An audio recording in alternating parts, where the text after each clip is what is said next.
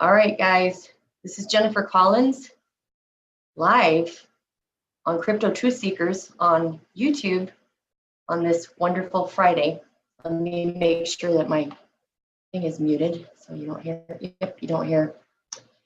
And today we're talking about deprogramming the matrix with my special guest, Damian Questiny, and we've been doing a lot of talking lately, haven't we, Damian?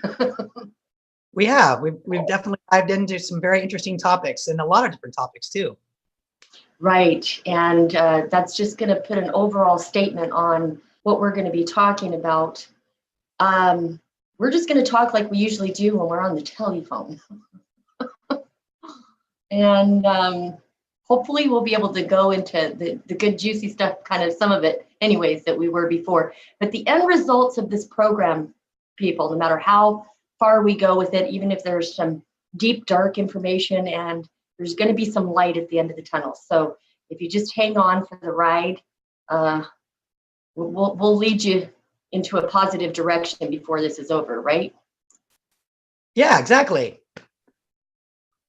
Okay, so deprogramming the matrix. Can you remember, Damian, what we were talking about earlier as far as people, being aware, awakened, what the process is, why don't you, I'm just going to let you start talking, to be honest. Okay, well, that. Okay, so deprogramming the matrix is first thing you have to do, in my estimation, is just start with the premise or an assumption, if you will, that everything we've ever learned has been a lie. And when you start with that, you basically open yourself up to accepting new information to where now you can start building a model and a narrative that suits the way you move about your life. And there are many different paths, many different ways that you can structure and organize yourself. So you can, there's different models in consciousness. For example, you have the entity model with Magick. You have the consciousness model. You have you have the gut model. You have all these different models that you can do to build.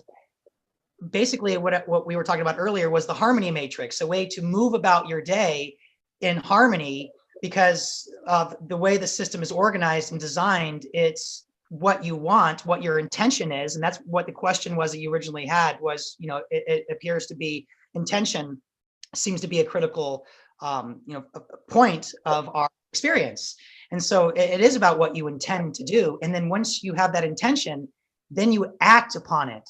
And it's the act that allows you to deprogram, if you will. So that's kind of where we left off on what we were discussing earlier about deprogramming from the matrix. So there's different types of systems that you can use. So first, I had mentioned, don't they need to understand? I mean, it's really hard to convince people that they've been lied to, because a lie is kind of almost a form of brainwashing. And everybody, I mean, you can think of some people right now that you might know, or people that you've seen on TV that you can easily see that they're brainwashed, but it's a lot harder to see if you've been brainwashed. Yeah. So with that, so it's easy to point out other people's faults or differences than of your own. It's easy to see those type of things, because taking personal responsibility for our own thoughts and our own actions is difficult for a lot of people. There's a maturity and a growth that actually, you have to go through in order to realize that everything that we do does have cause and effect. There are influences that we project out of us, and those influences actually return back. And this is kind of like where we also get karma and stuff. Karma starts coming in and plays a role in our lives, and then we go, oh man, why did that happen to me? Oh, why does this always happen to me? Right? We get these kind of patterns, and when we get stuck in these patterns, I guess I would say it's up to the responsibility of the individual to pinpoint what those are. And then once you discover that, oh, okay, so that's a pattern which I'm doing, then maybe I should tweak it a little bit. And when I tweak it, maybe I'll learn something from it.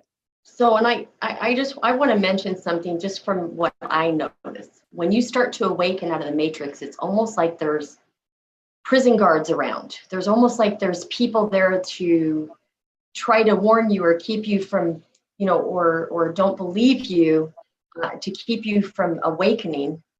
That's number one that I noticed. I do notice that there's some principles that are set up, that the creator set up in the universe that run automatically anyways.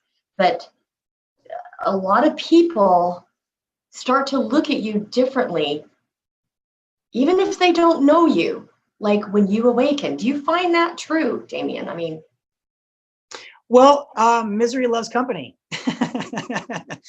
But okay, so let's talk about the prison. Yeah, let's talk about the prison guard topic real quick.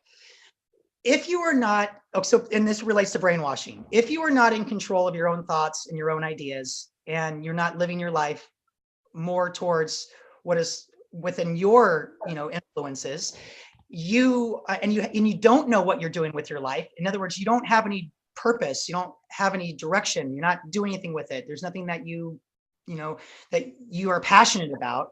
What happens is that there are other influences out there who will attach themselves to you, like the prison guard matrix, right? And they'll attach themselves to you to extract your energy, your calories, AKA your wealth, what we generally think of in society as money. And this will tie back into later, because you wanted to talk about blood, that'll tie back into blood later, is how the money, so your money is actually a currency, and we use this as a way of participation and communication with each other. So what we're interested in, what we find of a value, of worth, we spend our money on, right? So if you want the lights to come on, you're going to be paying money to make sure the lights come on. You want good food, you're going to be paying extra money to get better food than what you've had maybe previously, right? So all these kind of things play a role, because when you are reliant on somebody else to provide something to you, expect that there is going to be corruption involved. Expect that there's going to be compromised. If you are producing your own wealth and your own health, then now you are in control of your own calories and your own currency. And all of a sudden you find this funny little thing called abundance. And abundance is that which comes from the union of health and wealth. So you see, like corporations and CEOs and stuff, they'll get really, really rich is because they're accumulating abundance, because they've created excess. They've created a need that people want, because the people don't want to provide those things on their own. And again, this is where the personal responsibility builds into the matrix. So it's hard for people, when you get to these kind of more advanced levels, if you will, to participate in these realms, because there's a lot of activity that you'd have to perform. It's almost like now you're a conductor and not an actor. You're now a director and not an actor. So that there's a whole different scenario that you're playing a role in, because now you're influencing other people, not to mention yourself. So you want to maintain your own integrity, you want to maintain your own authenticity, but you also want to make sure that you're open to what others want too. Because how are you going to judge your participation in the universe, if you will, if you don't have other people around you who you value, right? Their opinions or matter to you. If you don't have those people, communicating to you and say, hey, what about this? What about that? And so really in the end, it is about sharing, and sharing is how you beat the brainwashing. Because it seems like we have to wear these masks, or I think you put it really well about playing an act or playing a game, playing a role. You work for a corporation, Damian, some of us are just really tired of the matrix. I mean, we just really are tired. We don't want to play games. We just want to be real. We want to be able to just say what is right on, and what's happening, and how we feel, and really speak like from our heart and stuff like that. So how do we deal with this? Yes, that's a great question. Okay. Dealing from the heart is, in my estimation, one of the best ways to go about living, because you are doing more than participating. You are actually enjoying yourself as you do it if you live from the heart. So here's how it works. Everybody is different. So there's not a one size fits all, but there is a coalescence. There is a synchronicity. There is a harmony, a collective organization that you refer to, that the creator has built into this matrix. Okay. And that is what we really desire to have access to, is that part of it. So first thing you do is you realize, you look at yourself and you recognize within yourself, not the superficial stuff, not the things that you were taught in school, right? That made you like a nice worker in society, but what you feel from your senses, from the organization of the things that you've experienced in your life. And your perspective matters. You are important. You're not irrelevant in the universe. You're part of what makes the universe work. So what you do is you find the mode and the system that works best for you. If you are a mental person, right, then you can work within the elements of air. You can work with focus and aim. Okay. If you are a feeling oriented person, then you can work with emotion and you know, what feels right, intuition. You know, you deal with things of the future, but if you're dealing with the heart, which is the one thing that, you know, what you brought up, and if you're dealing with that, now you have your will and your desire. So you know, all this passion starts spilling out of you where you're inspired and motivated. You do that on your own because you're living within the heart, but you also, you're finding the core and the heart of all the other things around you. So you actually recognize in others what is beautiful about them. That's why the heart, what you're talking about, is a nice mode to participate in. Now you can switch your mode. You don't have to be just one all the time. It depends on your situation. But in general, if you go about and you meet people and you're coming from the heart, you know, you're really inspired, you're really motivated. And then you're looking for, like I said, that internal beauty within them, because each one of us has something, you know, gorgeous about us. You were saying that in an earlier conversation where they want us to feel insignificant, and we're actually more significant or more unique than they want us to know. Why don't you talk about that? Okay, so it depends on your model of the world. But so this part becomes difficult because from my model of the universe is I have never seen with my own senses the ends of the world externally. This place is so massive and so huge. I've heard people claim that they've seen these things, but I have not seen sufficient evidence to make me convinced. Okay, which that curiosity of not being convinced gives me motivation and inspiration every day to learn new things, right? Because I'm told and I look and yet it's not convincing to me. And then I go, okay, so the world is a lot bigger than it leads me to believe. So I have all this curiosity. And then I go, okay, let me look inside myself. Let me look at my compassion instead of evidence. Let me look at compassion and what's inside. And then I realize there is no end to my depth either, to my internal nature. I cannot find the ends of love. I know that if you have children, it's interesting. Like here's a perfect example. If you have children and your first child, you're like, wow, how could I love any more than this? This is the most love I've ever, there's no more love than this. I can't love any other human being more than this. And you have another kid and you're like, how is it possible that there's more love to give? And you realize there is an infinite nature to our reality. There are no limits other than the limits in which we put on it.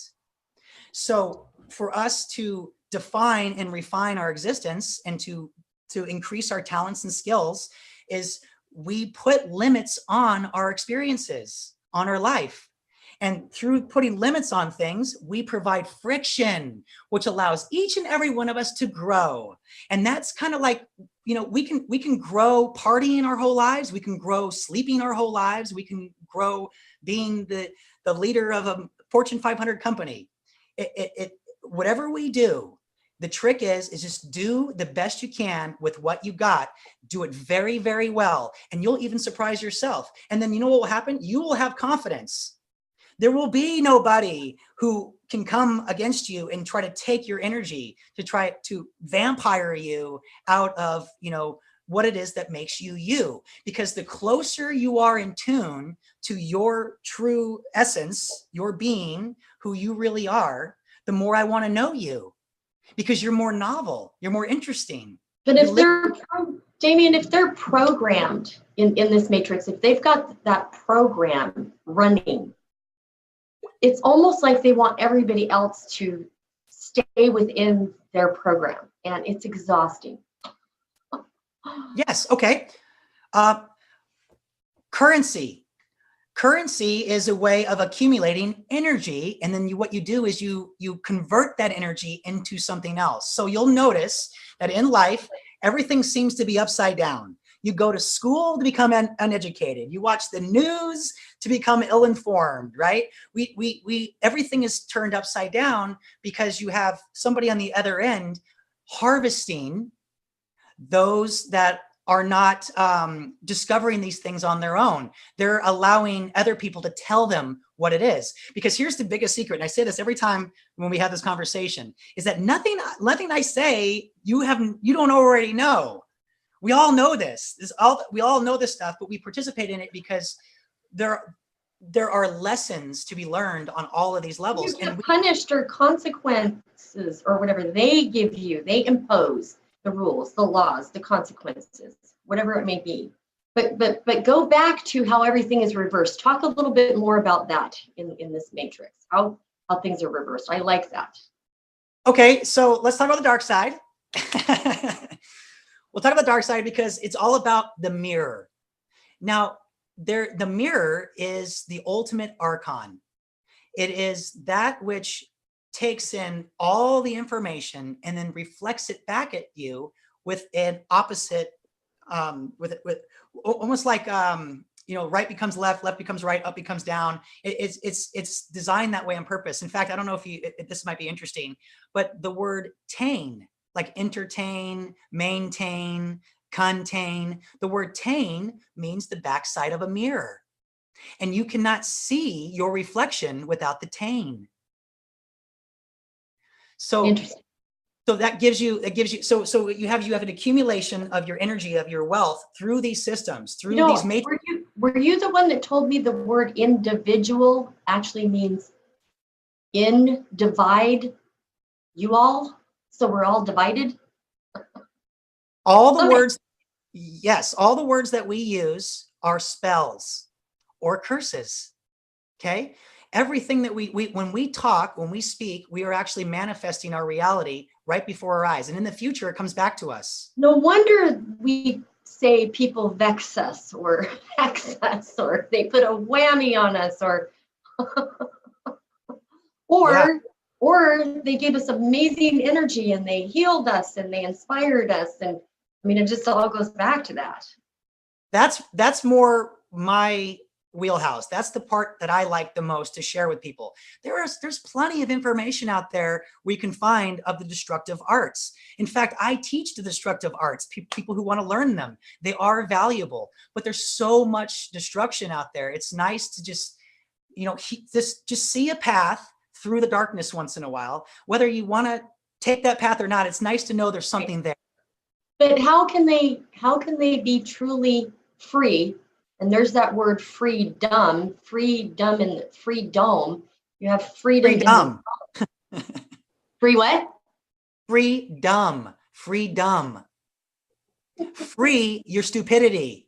Free ignorance. That's what I'm saying. So you have to almost talk a little bit about how they've been fooled, how they've been deceived, in order to then lead them into being just free. Let's don't add the second part to it. Well, freedom in the topic in which we're discussing now, in the context we're discussing now, is simply just to have control over your own thoughts and actions. And that is what freedom really, really means. Everybody else wants to control them or think for us. I mean, it could be a neighbor that doesn't even hardly know you, and they want to emanate what they want on you. It's a need of almost like I talk about the lash factor, which is an experiment on there. It's a need to lash out because these things are happening to you. Therefore, you want to make sure you're not the only one with pain and suffering. You want to make sure there's other people out there who are in the same boat you are. And so when you see guilty, do we feel guilty when we think for ourselves, Damian? I mean, I went through a period of time in my life where I thought it must be bad and guilty and sinful to just make up your own mind, because you can't know your own mind. Everybody else needs to know your own mind, or you've lost your mind if you make up your own mind. It was the most horrible time in my life of trying to figure out, who do I stand by, and then who do you listen to, because you can ask 10 different people and you're going to get 10 different opinions. and they all can be like a certain body part that stink. So I don't know, you know. Well, okay. Okay. To answer the question as best I can and be as concise as I can without trying to be offensive, is that the two pillars of many religions of the world are fear and guilt. And they have indoctrinated many people with these filters. So when they go through their lives, they put pretty much all of their experiences into that's good, that's bad, that's good, that's bad. And there's no in between. It's black and it's white. It's fear and it's guilt. And if you do not fear, then you're guilty. And if you're not guilty, then you should fear. And it's like the serpent. It goes back to the reverse thing that you were talking about, the upside down, you know, matrix. Yeah. So again, that's part of the harvesting. Religion is to religion. That word's not even in the Bible either. Religion. See, they reinvent the words and give us words. Wait a minute, religion. So explain that. So what you're talking about, let's just call them the they for right now, okay? They present these words to us and they think it's funny. It's humorous to them because we use these words and we don't actually know what the definitions are. The definition is to define, in other words, division, okay? So they spell cast these words like the human race, it's a race. Who are we competing against here? Okay. So, you know. Yeah. Right. Yeah. So let's go back to religion. What's the legion part? Explain this. Because I like spirituality. I like more of the. Okay. So there's two. Yeah. Go ahead. So there's two schools of thought on the religion aspects. There's the coagulation and there's the dissolving. Okay. To coagulate is to religion, to build a hive mind. So that way you can build an organization and a structure using a massive amounts of people. So what you do is that legion. Yeah. So you take over. So the larger your legion, the more you take over other legions. So it's a part of competition. It's a part of possession. And I was just going to say, the only time I remember hearing the word legion at church was having to do with demons. There's a whole legion of demons or possession or something. Demons possess you. Demons possess you. So, okay. So here's the fun part about demons that this will really blow people's mind.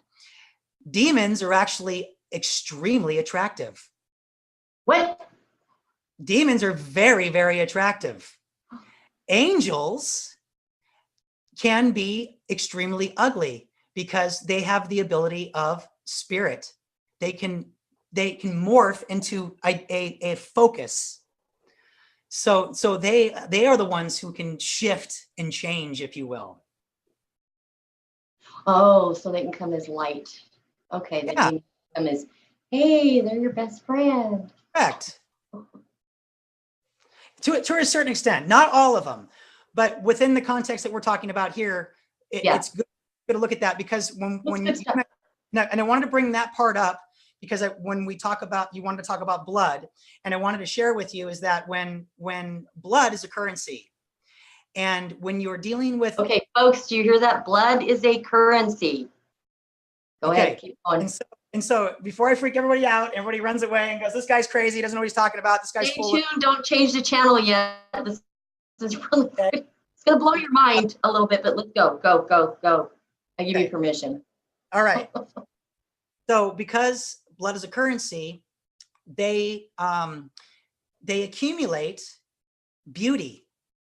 And they use talents and skills and the arts. And you'll notice that the magicians, right, if you will, they are involved with a lot of the entertainment fields, the entertainment industries, because blood is part of their currency.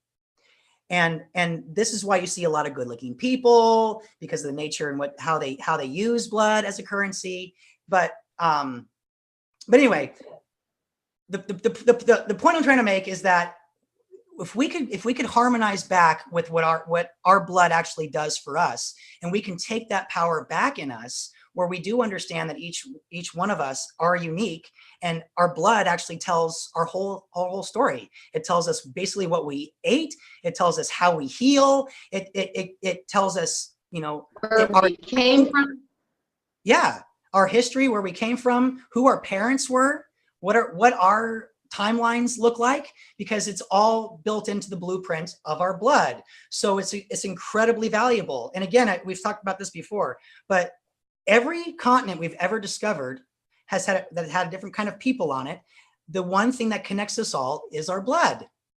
Susie Ann just in the chat room, by the way, and welcome, Susie, says, thus the figures that keep guard on old building tops. You know, they put these statues like guard keepers on these buildings. Anyways, good point, Susie. So, okay, we can talk a little about that. I love that question. Those are protectors. Now, that was from the previous civilization that Gargoyles. Yeah. Like, you know, you may have, I don't know if anybody out there has heard of the Tartary alternative history timelines, but the gargoyles and things are part of, you know, that you can build a timeline of a previous age before this new age was taken, you know, before this new age came to be, where they had these different technologies and they used a whole different set of architecture, because they had more of a, it was more what on the channel, we actually did the Trinity experiment. And in the Trinity experiment, there was two timelines we were building. One was Renaissance and the other one was war. So the Tartaria alternative timeline was an aspect we were using privately on our side to build a model of what Renaissance could potentially, you know, bloom into. And it's interesting. Right. We were on the verge of that. There, I want to give a shout out to Raven Wolf. She's in the chat room. She has her own show too, Damian. You should go on her show sometime. Raven, you need to have Damian come on sometime. Yeah. Well, we'll talk soon, Raven. I miss you. Anyways, go ahead, Damian. I'm sorry. I didn't mean to cut you off there. That's it. That was it. I was just going to talk about that. You know, no, I like the Renaissance part. I really do. I mean, we've always been on the verge of war, Renaissance since the beginning of time. And I like something you said to me on the phone earlier, that wars, this duality, I mean, it's been going on forever. It's, you know, I don't know when it's going to stop. Okay, so we can talk. Let's talk about another narrative.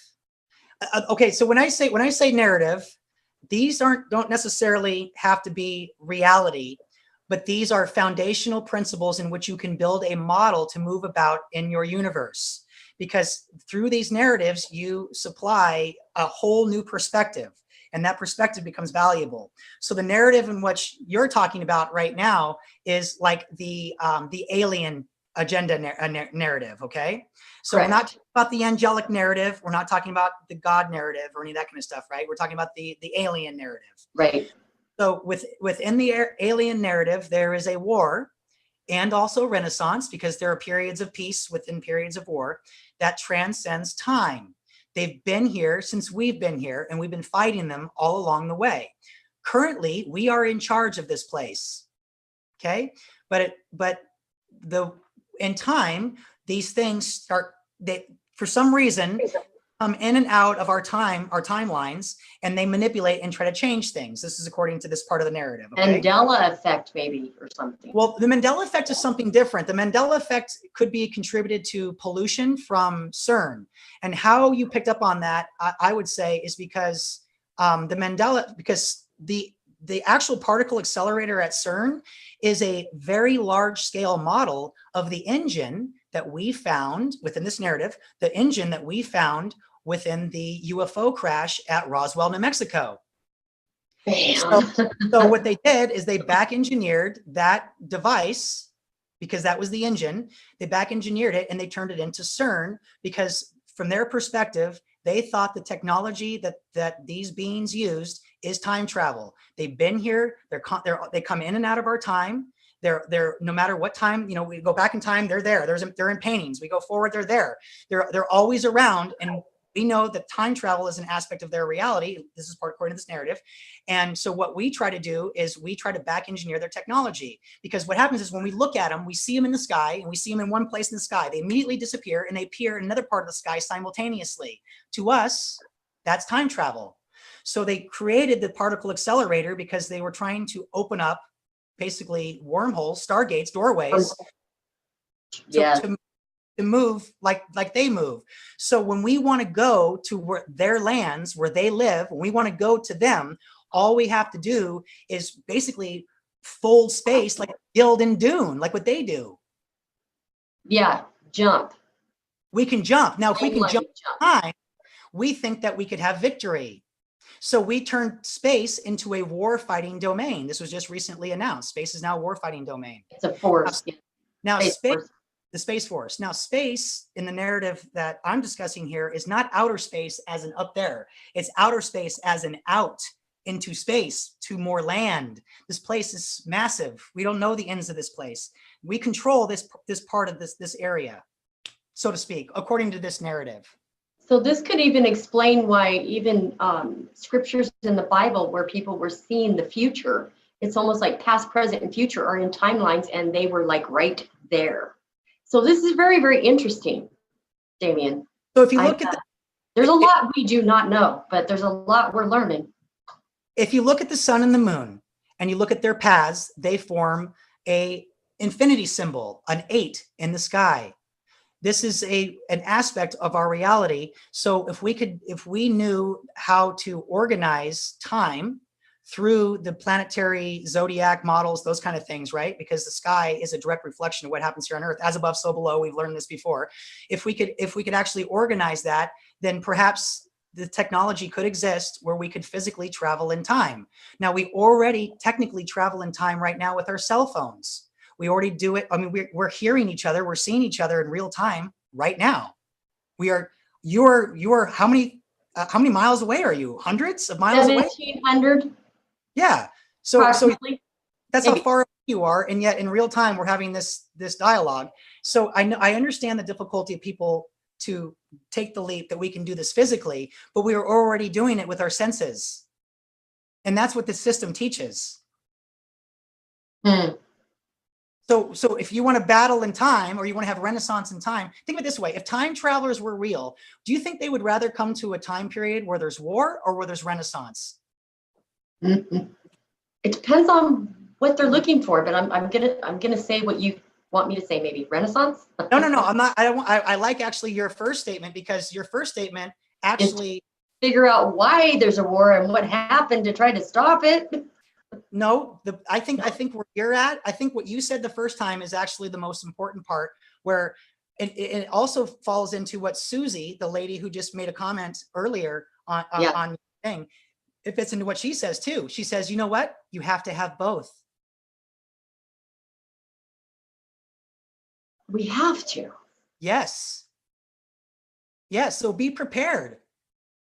Accept what, the things, and then if you see something that deserves your attention to make it better, then I would encourage you to find a way to do that.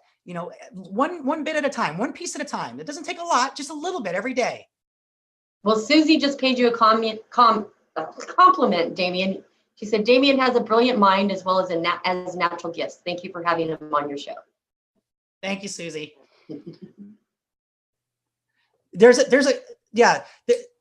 Again, there is so many, it's amazing the human potential in the human mind, our imagination. You understand, if we go some places that I would like to go, Damian, do you understand how many different people would like to stone us?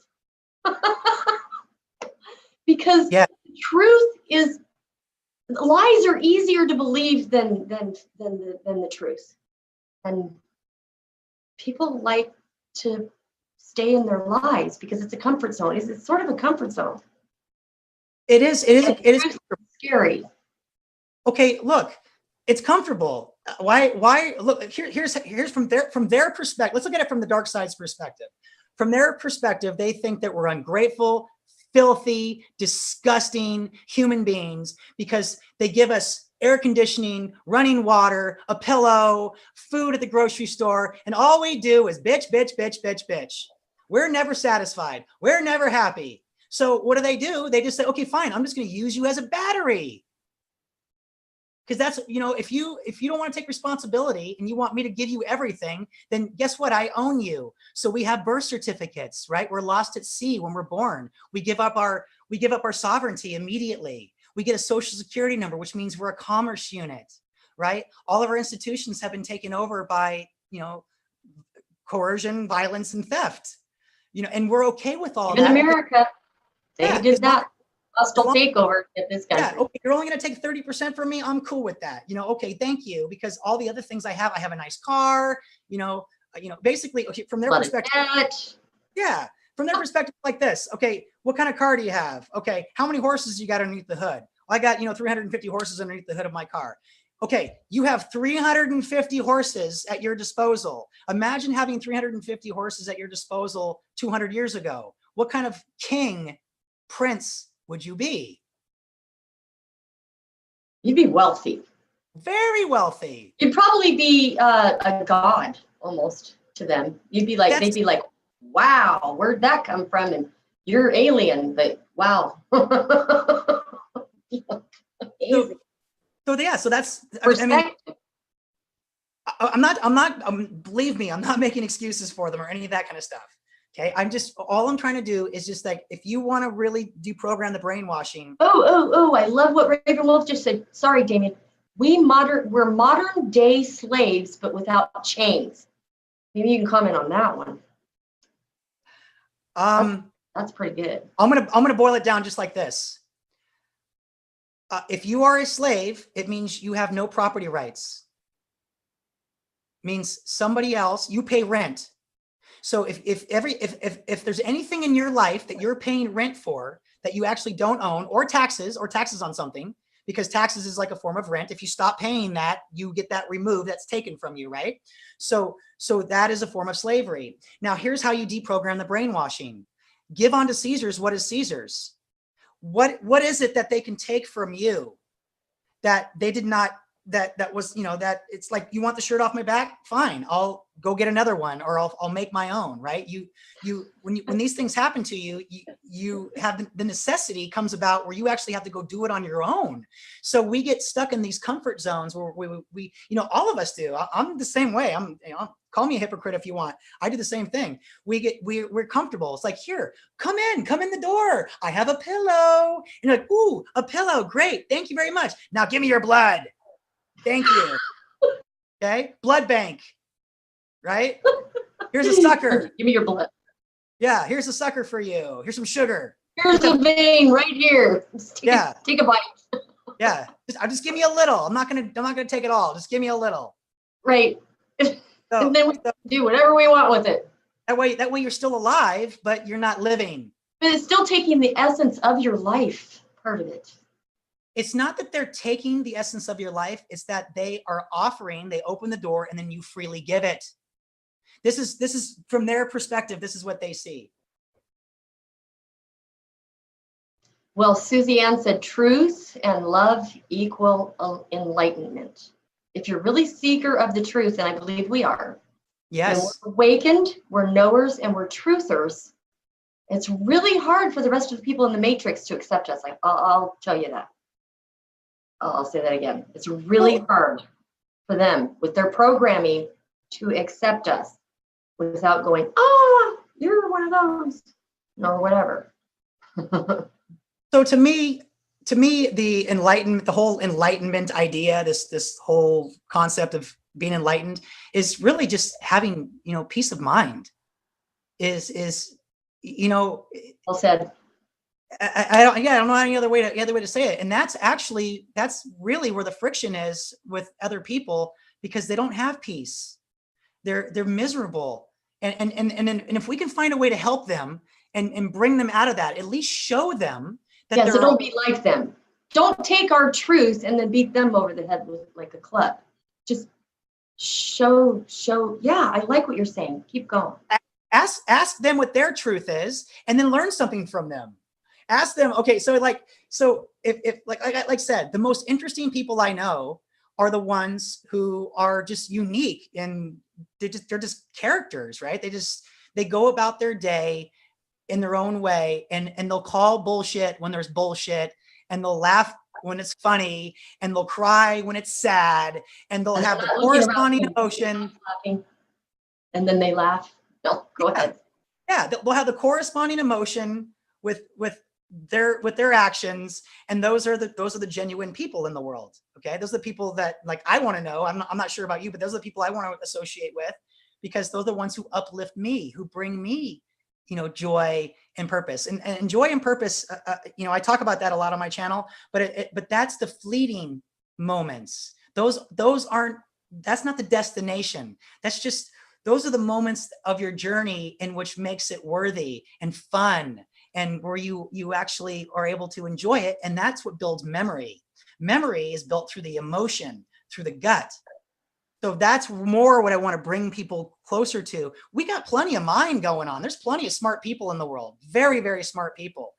They're great at math, all this kind of stuff. But for me, not me. I like more the gut. I like, and the gut is, again, when I talk about the future, the gut is where we access the future, where we talk about in the future. Yeah. No, I like what you have to say. I like, so to kind of wrap this up, because we're coming up on the hour, how can we get Renaissance? It starts with us. I mean, how can we change the matrix by deprogramming? Yeah. Okay. So you change the matrix by finding what you're passionate about, let's back up this way. Pretty much everything that you're doing right now, you're already in the kind of the zone where you want to be. Okay. Now just make small moves, make small changes here and there. If you actually can have a target, an aim, and that's kind of like where you have to start. You have to begin to deprogram. You have to begin by knowing something that you want, some kind of aim or some kind of target, something you want to reach, whether, you want to buy a new pair of shoes, or you want to climb the top of a mountain, or learn how to ride a bike, whatever the case may be. Just have a goal, and then work that goal, and then accomplish it. Keep track of what you do, organize the things that you learn, and you'll start accumulating what I call experience. And experience is actually what I would like for all people to share with the world, because it's not about knowledge, in my opinion. It's not about, a wealth of experience. I like that term, wealth of experience. Yeah. To me, that's what I find of the greatest value. Somebody who's been there and done that. So go and be there and go and do that. Whatever it is that you feel moved to do, and organize yourself to where, that participation is now becoming you. And then eventually, I know this is going to sound hypocritical now, but I have to take it one step further, just because, I don't want people to think I'm preaching or trying to, I'm not a guru or anything like that. Okay. I don't want your praise or any of that kind of stuff. But the point is that it's not, but once you get to the goals and you start accumulating these things, then it becomes not about the destination. It just becomes about your journey every single day. It becomes about everything that you do is like, I can't wait to do that tomorrow. I can't wait to get up. I can't wait to go to work. Whoa, there's a 4-letter word that you don't hear very often, right? Love. Just do it with the best that you possibly can. Most people don't love their life. They don't love what they're doing. But you know what? I know. There's the good question right there. Why not? Right? Because of brainwashing. Wow. This is such a deep subject, Damian. You've taken us down the rabbit hole for sure. But I gave you some girl spins. I threw you off a few times during the course of this conversation. You're okay. We went as far as we could go for now, right? Yes. Thank you again There's for having so me on. much more. No, you're absolutely welcome. There's so much more that we can share, and if you guys just let us keep building. Damian's really good about building. He builds the building blocks, right, Damian? Like, you know, you don't skip from here and then go way up here. He's the one that tames me because I want to go from here. Let's go up here, and he's like, no, let's do this. And I kind of like that. Yeah. I have to take it down because I'm always the one that's like, what's the bottom line? I want to know the answer. Just give me the answer. So the bottom line, let's talk about the bottom line. I just posted my last video on the channel. Not the last video for all the experiments. Excuse me. I got to be clear because every once in a while I post a video of sleep and basically it sounds like I'm blowing up my channel every time I do this. People go, why are you leaving? What's going on? And it's no. When you're dealing with magic, because I teach remote viewing, time travel, and magic. When we're dealing with magic and stuff, I like to have things closed off. I like to end things. Things need to have their own life and their own death. Okay, this is part of our reality. Each one of us meets death in the end, right? And so even in magic, we have to do that, because if you don't do that within magic, because of the nature of our spell casting and our intention and our will and our blood moving into this, right? We want to make sure that it has its own life and its own death, because if you let it roam free, it starts accumulating things. And this is why I talked about waste management. You have to purge and clean and purify your spiritual house. Now, the spirituality, in my definition, is your internal world, where physics is your external world, right? So when you're saying magic, you're not talking about you're talking about scientific. Or what's your definition? Let's hear your definition for magic. My definition of magic is your own unique approach on how you move about the world. So if you, like I say this before, if you and I were digging a simple hole in the ground, you would dig that hole differently than me. However, we would still have the same goal in mind in the end, is to collectively dig this hole. But how you do it and how I do it will be very different. And magic is your health, how, and your wealth and how. So the W is wealth. That's the active masculine properties of your experience, things that you push out of you, the outward breath. And then the H is your health, your inward breath. That is your feminine passive nature. So it's and then there's the pause. Now the pause is that which makes you unique than me. And that when we did the echo experiments, we dealt with the in-between stage, because that's where you actually get to change the states of matter into transform matter, AKA magic, the transformational process, taking that which is permanent. The world is permanent. The world was here before I got here, and I'm pretty sure the world's going to be here long after I leave. And with that understanding, it's permanent. And so my transient nature interjects my magic into the world. I do my whatever it is that I want to do while I'm alive, because I want to live while I'm here. When I'm dead, I want to be dead. When I'm alive, I want to live. Okay, it's not hard. So that's what magic is to me. I don't really believe there's a death. I believe that we go on living, but just in a different form. So what is sleep? Huh? What is sleep? What is sleep? Sleep? There are three aspects to our reality, right? Sleep is 1/3 of our reality. Sleep is a reminder of what death is like. And what do you do when you sleep? But you reprogram and you heal. Interesting. Very interesting. Very cool. And Susie, sense of humor helps when others mock us. Correct. I think our adversaries, or I think the negativity really wants to get us upset, wants to ruffle our feathers. So when we get a sense of humor and we kind of laugh at it, and we don't take it serious, I think sometimes it's not actually with their power sometimes. My internet connection is unstable, it says Damian. Anyways, we're going to end with this. Damian Questiny, thank you so much. For those of you who haven't subscribed to him, that's his name is his show on YouTube.